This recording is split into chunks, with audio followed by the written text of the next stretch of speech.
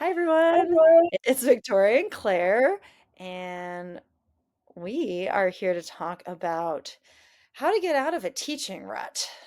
Sometimes when you've been doing, a lot of You. classes, running it for years, maybe not taking as many breaks as you maybe would have liked because you just feel a lot of responsibility to your students and customers and the studio itself.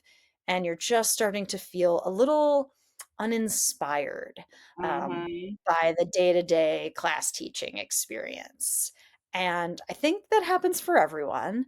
Yeah. Um, and That Claire, was you would definitely gonna be agree. the first thing that I was gonna say was, you will not escape the teaching rut. It doesn't matter if you teach a 26 and 2 yoga class is exactly the same every time, or wildly creative, incredible Mm, sequencing in a pole class, you will yeah. hit the rut eventually. And it can be really confronting. Yeah. Especially I when it feels like I think in our industry that we get to do the thing we're passionate about, the Yeah. thing that we love.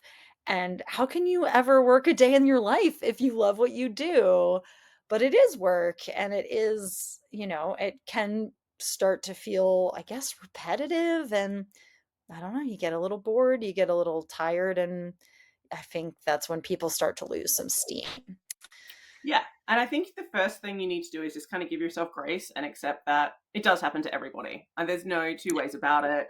It's coming for you at some point. And I think, I guess, my first tip would be leaning into it and being okay with it and not being hyper focused on whether people are going to notice. When I was a yoga teacher, I would teach varied flows, most of the time, make things up with, some history and research behind it, but they would be creative and people wouldn't really know what they were going to get. But I could teach that same flow 4 or 5 classes a week, and if students don't come to 4 to 5 classes a week, they don't know. So you can definitely soften the blow a little bit by leaning into some of your favorite sequences, and maybe you even tell people that we're going to go with some classics for a little while and let yourself be in a teaching rut and let yourself teach them things that feel really familiar and that have worked for you in the past. There's no need to keep reinventing the wheel. So I don't know, Victoria, does this feel the same? I mean, you're in pole. Yeah. How does it vibe when you're not feeling so great about what you're teaching? Well, I think with dance, there's definitely elements of you like, there's ways to switch things up to hopefully help kind of break you out of some things. Like, pushing yourself out of your comfort zone with music can be a big Mhm. one. I think that sometimes helps people.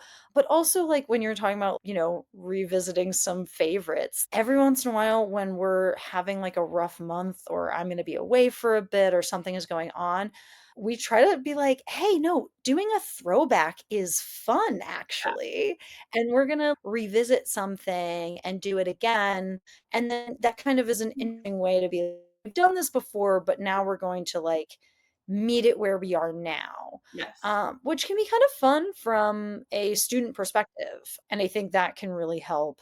I will say, honestly, the thing that usually gets me out of a I'm feeling like in a funk and I'm not really sure what to do is usually I go take a class somewhere, Yeah, and that's so and hard I to get to be a always find the student for a energy. little bit. Yeah. I'm It's more. really hard. I totally exactly, like, it can be tough, but it's sometimes, like, just, I don't know, watching some videos of someone else doing it, even if you have to do it, like, online and you can't, like, go somewhere else, Mhm. that can sometimes still just, like, spark a little bit of inspiration, and I try to do that when I can.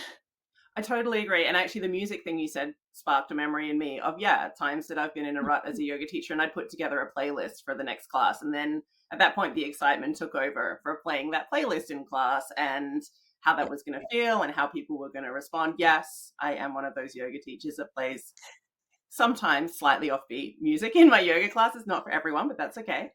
And look, to be honest, more basic, stupid stuff too, like a new outfit. I know that sounds really. I'm very No, much in that's that real. humor, but yeah, or your favorite outfit, or maybe again going with Mhm. that throwback feeling, like something you haven't worn in a while. Like, don't worry Yeah, about what's trendy, what feels good, and maybe even yeah. showing up. Acknowledging the fact that you're in a little bit of a funk. There is a fine line, and I think as a yoga teacher, I don't know how this goes in other modalities specifically, Mhm. but some yoga teachers share a lot about their energy level and what's Yeah. happened to them on the way to class. Others are Mhm. very hold everything close to their chest, and there's definitely a line there for everyone. But it can be Yeah. nice to acknowledge that you're feeling a bit flat and that there's a bit of a rut, making it clear to Mhm. your students you're going to rise to the occasion. They're still going to get a great class, but you're Yeah. human. I mean, what else can you say, really? They're not expecting yoga robot. It's just not realistic. I don't know. I don't really wanna take a class from Yoga Robot 3000. Like, that No, doesn't sound fun no, or enjoyable.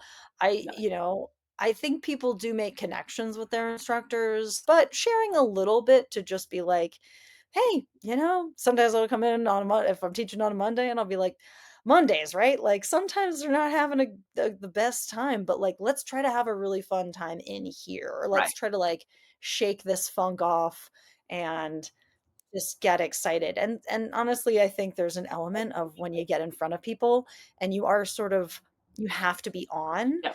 Sometimes that changes my mood It around. Like, I absolutely might be does. I walking, agree. to the studio and Yeah, you think, "Oh my god, I'm gonna be exhausted after this. all This is gonna grumpy, take" and then, yeah, "it's gonna take the last little bit of my energy out of me," but then you end up walking out like, "Oh, wow, like, dance or yoga or Pilates or whatever it is amazing, and I'm in love with it again."